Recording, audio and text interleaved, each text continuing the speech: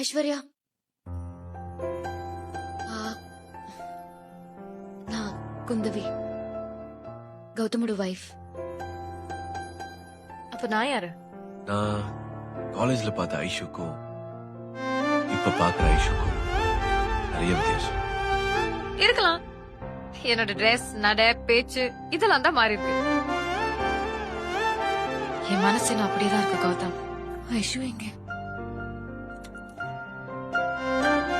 பேசின 10 நிமிஷத்துலயும் அவர் வாயிலிருந்து வந்த வார்த்தை எல்லாம் குந்தவி குந்தவி குந்தவி.